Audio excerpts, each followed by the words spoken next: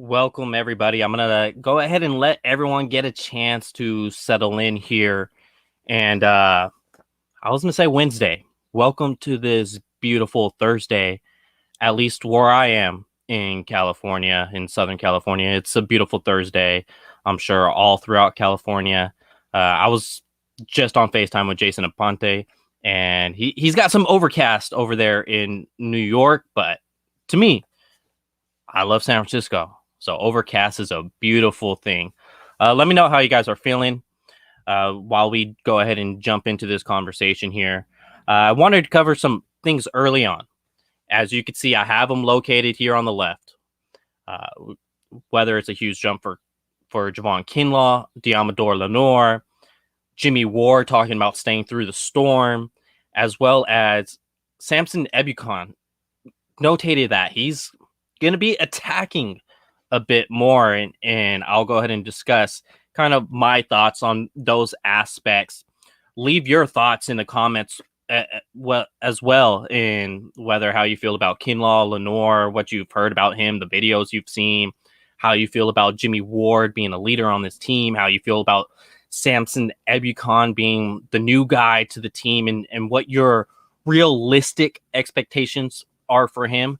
I say realistic because I think all of us, including myself, can get just way over our heads when it comes to expectations. And that's something I don't want to do with Javon Kinlaw. I don't want to just completely jump out of the building with expectations for Javon Kinlaw. I think he's a great prospect. I still call him a prospect because he's not a finished product. If someone's not a finished product, they're still a prospect, in my opinion. And I see Melissa here in the comments. What's up, Melissa? You got a rainy and muggy in New Jersey. Just excited to get on another Goldmine pod. Yeah, I appreciate you hopping on with us. Today would have been about 2 weeks of no content. I'm failing all of you in that. I promise there's going to be a bunch of more content coming out. I'm actually planning to go on live a little later with Nate Nelson, who's my co-host on the Niners Nation pod. So with Javon Kinlaw, huge jump. I quoted huge jump because that's what DeMeco Ryans said. DeMeco Ryans is talking about a huge jump with Javon Kinlaw. I hope so. This kid, he's got the size. That's something you hear everybody mention when they talk about Javon Kinlaw. Oh, he's huge. He's a big man. He takes over the locker room when he walks in. That's great. Can the kid play? I believe he can play. He just needs to work on some things. And during his pressures as well, because he spoke to the media yesterday as well, seems like he's trying to just attack more and not let the game mess with his head too much. He mentioned about not looking through the whole entire field and just focusing on the man in front of him and staying to his assignment. And that could be huge and something that elevates the play of Javon Kinlaw is if he's able to just handle his assignment and not worry about, the other 11 guys, or I guess I should say 10 guys on the field with him on the defense, then that's something that can propel him. Last year as a rookie, he kind of came on a little later. Stat-wise, it's not too sexy. It's only 1.5 sacks and with 4 quarterback hits. Sorry, I had a notification right here. I have a call coming into my cell phone, so that distracted me a little bit. So he had 1.5 sacks and 4 quarterback hits. That's not sexy. That's not ideal when you got out this that early within the draft. And I think a lot of our expectations with Javon Kinlaw, it's replacing DeForest Buckner. That was never going to happen.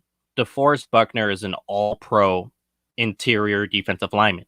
You can't just replace him with a rookie that's not a finished product yet because he is still a prospect.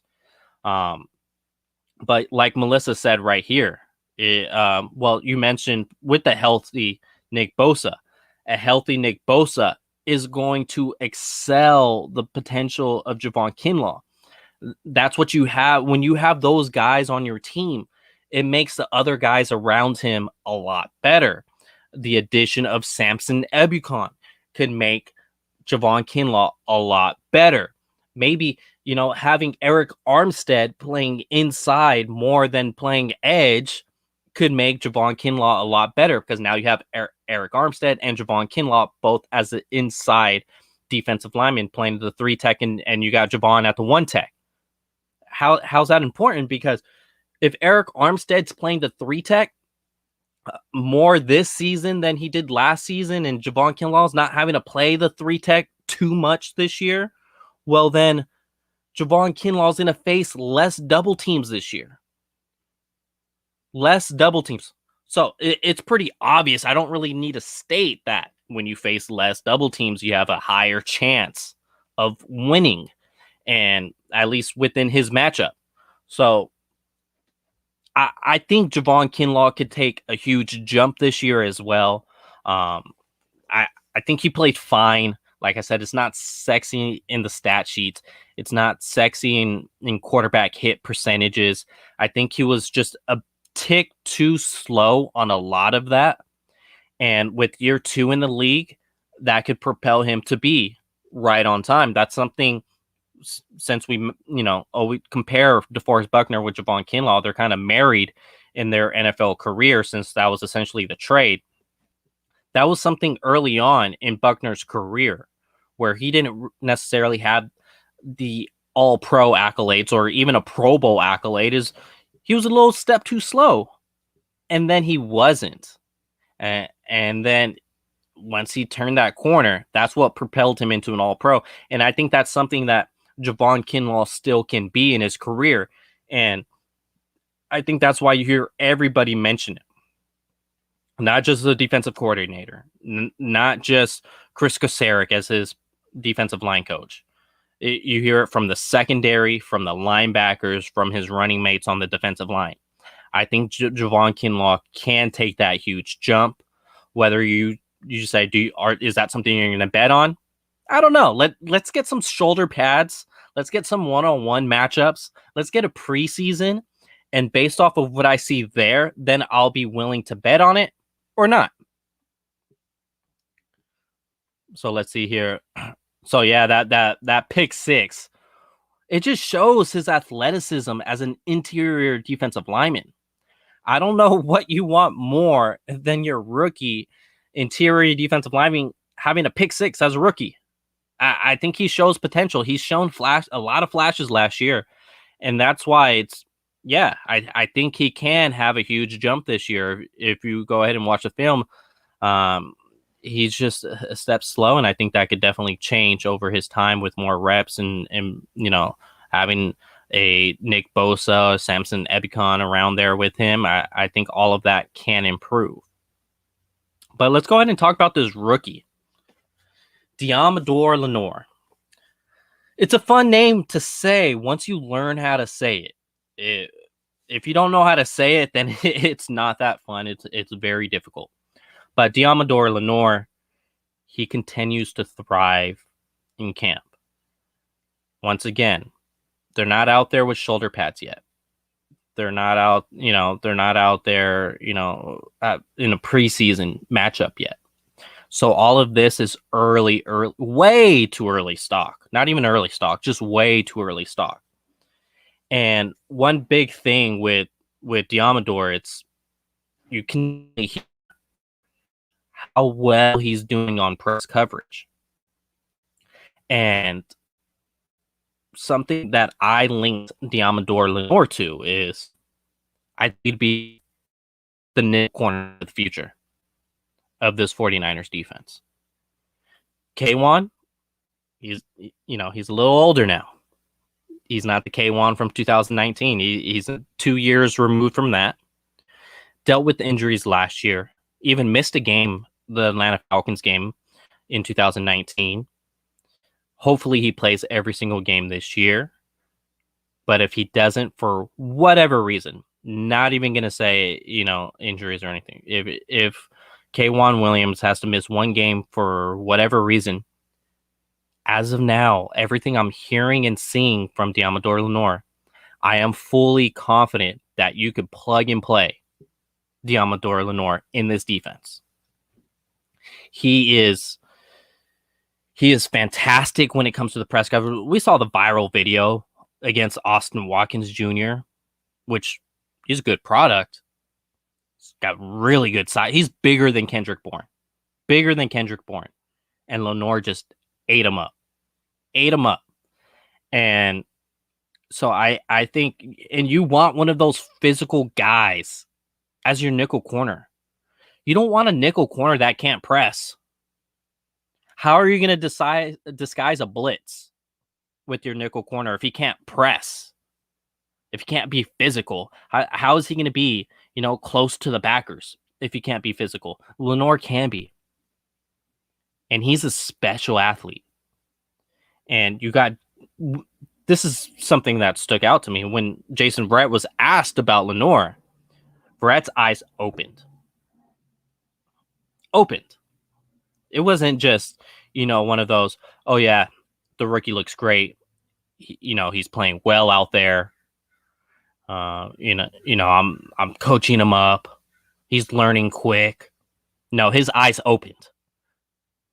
And when your eyes just open naturally when speaking about a person, that person's doing some things. And so I'm excited to see what Deommodore Lenoir can provide to this defense. Once again, I like, and if not yet subscribe to this channel, go ahead and hit that subscribe button. It's free to you, and it helps the platform grow. And if you're watching on Periscope, because I decided to go live on Periscope, which feeds it out to Twitter instantly, just hop on YouTube. It's so simple to hop on YouTube. You can pause and come back later and still join the live discussions. You don't have to deal with that freezing if you're not on Wi-Fi. Even if you're on Wi-Fi, it could still freeze you up. So if you're on Periscope, hop on YouTube, 49ers Goldmine, and that's where you'll find all the content as well as future live shows. And let's go ahead and jump in with the next topic. I find an interesting one. Jimmie Ward mentioned staying through the storm. And this is a guy who's been through it in his NFL career, particularly with the Niners. And what he said was straight up yesterday. There has not been, or you can't even think of, if you guys know it or you could think of it, drop it in the comments. Someone that went through all the trials and tribulations that Jimmie Ward has gone through with the 49ers. Remember his rookie year, his very first game, gave up 3 touchdowns to Brandon Marshall that essentially lost the Niners that opening on Sunday Night Football national TV. He's bounced around at corner. He's bounced around at safety. He's bounced around at nickel. He's been all over the place. So someone that's really never had a home within the defense found one at strong safety. Plays it very well. Same thing, Jimmie Ward. Look at the sack sheets. You see no interceptions over the past 3 years. None. Does that concern me? Not really. Because if you watch the tape, he plays sound football and he plays assignment football. He's sticking to assignment. He's not having too many blown coverages, miscommunication. His guys are burning them deep. That's not what he's doing. Would you rather have a safety that has 4 interceptions on the year, but then gets burnt deep 4 different times? No, I would rather have a Jimmie Ward out there. We see what he could do, locking up guys like Cooper Kupp, who was established as an elite slot runner. He was one of the best slot receivers in all of the NFL 2019, and he locked him up on a 3rd down, 4th down, back-to-back plays. That's your free safety. And he's a sure tackler. only 2.7 missed tackle percentage last season in 2020. And that's to go with limited, practices. And so with Jimmie Ward, I'm excited to see the position he's in now, being a leader of the team, being the king of the team. If he's got to be an asshole, he'll be an asshole. If he's got to be a big brother, he's got to be a big brother. If he's got to be a coach, he'll be a coach. And a lot of it's going to be, the Richard Sherman effect on that. And that's why you go out and sign a guy like Richard Sherman. Because if you don't get a Richard Sherman, who knows what happens with the maturity and the development of a leader like Jimmie Ward. Could he still get there naturally? Sure. But does it help? Obviously, Jimmie Ward will say that helped sell. He's not going to be oblivious to that situation. And now with this new DeMeco Ryans defense, Jimmie Ward could be potentially showcasing himself, or I guess DeMeco Ryans showcasing Jimmie Ward to be in different situations, to be in different spots, to where he gets that interception. He gets that second interception that makes people excited to look at the stat sheet and say, oh, Jimmie Ward's, having an effect on the defense, when all along he's been having that effect on the defense. So I'm excited to see what Jimmie Ward can do next with this new change within the defense. And they change. I think we're going to see more blitzes. I think we're going to see more, exotic looks within the defense. Have them drop down in coverage a little more. And so leave your thoughts on Jimmie Ward taking on this leadership role with the 49ers. This show's going to be a little quicker than usual because, it's me, myself, and I today. As you guys could see, we kind of already ramped through the first three topics here. And I'm going to close this out with Samson Ebukam. So with Samson, I'll if you want to go ahead and ask questions in the comments too, I'll be delighted to go ahead and answer those. So with Samson Ebukam, it's what stands out to me is that he said in Los Angeles, he played more with his eyes to where he had to read the defense a little more. And with the 49ers, it's not going to be that way. Remember when we would get mad at, say, Nick Bosa? Because he would just, on those read options, Nick Bosa would just attack down all the time. Well, that's what they're asked to do. They're not asked to read the offense, the quarterback on the read options. They're just taught to attack that assignment. And Samson Ebukam is going to be doing that same thing that we saw from Nick Bosa in 2019, to where he's having a less mental game, and he's just going to attack. And a guy who's athletic as he is, I believe he runs like a 4.5. He's going to fill in that D Ford role very freaking nicely, to where we're not itching to see when or if D Ford is coming back this season. I think if you could get Samson Ebukam, he's already shown he could, put a highlight tape. I think he picked 6 Patrick Mahomes in his career. He could drop back in defense. But if you're asking this guy with his 4.5 speed and his ability to get to the quarterback, because he can, he just wasn't asked to do it in Los Angeles to the amount he's going to be asked with the 49ers. So if you're asking this guy with his 4.5 speed, his build, to just go get the quarterback, I think it's pretty realistic. We could see his career sacks double. I think we could see him at 9. I think he can have a Shaquille Barrett type effect with the 49ers, like Shaquille Barrett had with Tampa Buccaneers. Shaquille Barrett was a fine player with Denver Broncos. He was more so of a reserve. He was rotated in and out, got guys rested. But when it came to passing down situations, Shaquille Barrett was really, really effective. And so was Samson Ebukam with the Los Angeles Rams the previous 4 years. When asked to rush the passer, he was really, really effective. And I think he'll be asked a lot more with the 49ers to fill that D Ford role that has been pretty freaking vacant all of last year. A lot of 2019. When D Ford wasn't on the field and playing for the 49ers in 2019, the 49ers were giving up 10 points more per game.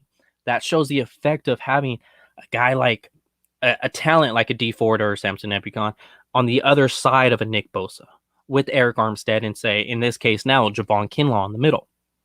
Hell, they even have Maurice Hurst, DJ Jones. This defensive line is solid, and since that is so solid, I think it realistically can help Samson Ebukam double his career total in one season in terms of sack numbers. And I really think this kid's going to ball out. I'm saying 9 sacks minimum for Samson Ebukam. Now that he's just going to be attacking, he's not reading, he's not doing any of that. He's just going to get the quarterback.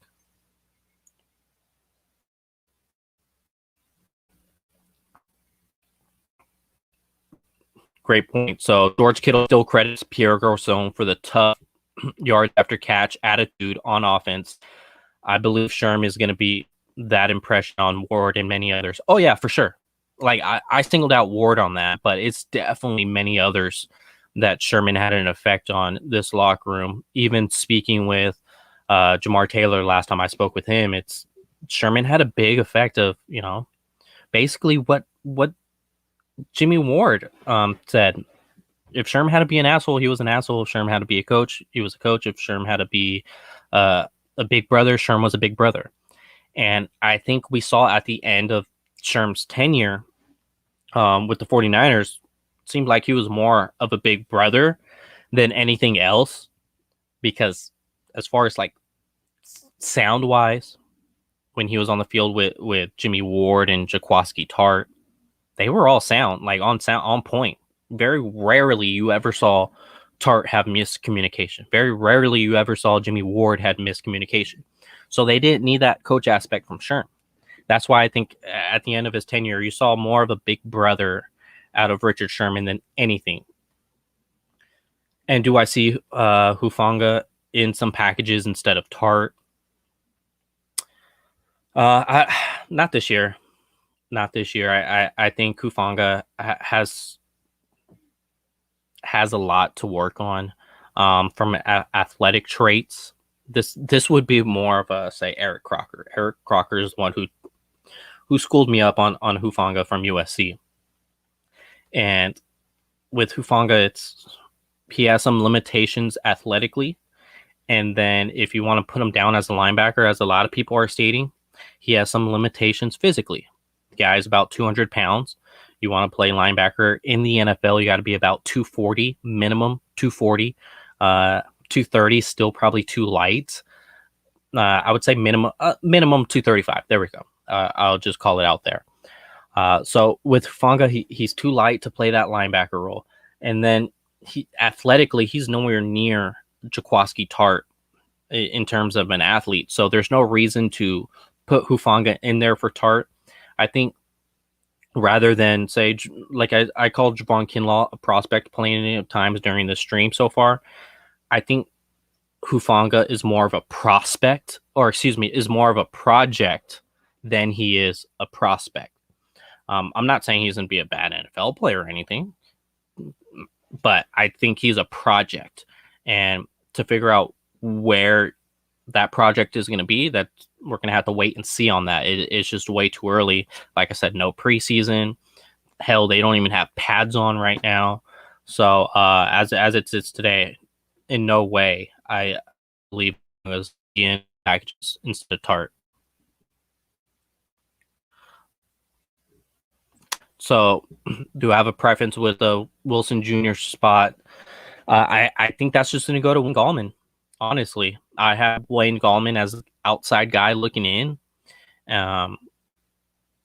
It's nothing about Wayne Gallman's ability. I think he was, slower running back, running a 4.6.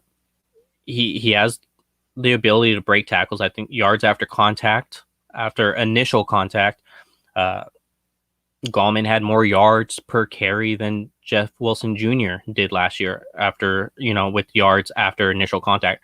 He had a lot more than Raheem Mostert in that category as well. So I think it's going to be Wayne Gallman. The reason why I had him on the outside is just they spent a second round pick on Trey Sermon. They spent another pick on the other rookie they took. So I think those two rookies were going to make the team, plus Jeff Wilson Jr., plus Raheem Mostert. And now the injury to Jeff Wilson Jr., that's going to allow that fourth running back spot to be available for Wayne Gallman. And Wayne Gallman kind of fits that Jeff Wilson Jr. role if they intend to use it. I'm not sure if they want to, because I think Trey Sermon is going to be that guy, and Raheem Mostert also going to be that guy. Those are going to be your main two that touch the ball. And then Jeff Wilson Jr., say if he was healthy, you had him there if you wanted to use him, but it's gonna be mainly the Sermon and the Mostert show. So I know I saw quite a bit of say Frank Gore was gonna sign with the 49ers, and should they bring him back because of that injury? I don't think so. If the 49ers bring him back, it's 1-day contract. But yeah, when you have a viable option like Wayne Gallman, I think that's where they roll with that one. Some more Watkins Jr. supporters, others blasting him over separation. Your thoughts? I think he's just learning life in the NFL. It's an undrafted free agent. I think I kind of bought stock. I'll still buy stock in Watkins Jr., but I think I bought wide receiver 3, saying he was going to fill that Kendrick Bourne role too early. Kendrick Bourne was an undrafted free agent. That's why we kind of relate these two guys, bigger receivers, not speedy, but good route runners. But it took Kendrick Bourne a couple years to get into that role. It wasn't until year 3 in 2019 we saw Kendrick Bourne what he could really be. And then year 4 last year, and then the Patriots paid him. So I think he makes this team. If he doesn't make the initial 53, I think he should be on the practice squad of this team. If he doesn't make the initial 53, I don't think he makes, a 53 somewhere else, because obviously the 49ers would have to waive him and then somebody else could pick him up. But if somebody claims him, they have to put him on their 53. So regardless, I believe he's going to be on this team. I don't know if it's so far as it looks now, he wouldn't. If Kyle Shanahan and John Lynch had to decide on the roster right now, he wouldn't be on the 53. But I think he could work his way and still get to the 53. But I don't see him as a wide receiver 3, at least weeks 1 through 5. That is just way too early from him. Kendrick Bourne had to work his way there, and Austin Watkins is going to have to work his way there a lot more than I initially thought he would have. But I appreciate all of you guys who tuned in. Melissa asking some great questions here. Probably going to hop on a live stream later, maybe 2:30 Pacific time or so. So if you're plugged in now, make sure you're plugged in then. Put your notifications on so you don't miss it. And we'll get the ball rolling from there. I'll have Niner Nate with me, who is my co-host on the Niners Nation podcast. So see you soon. Go Niners.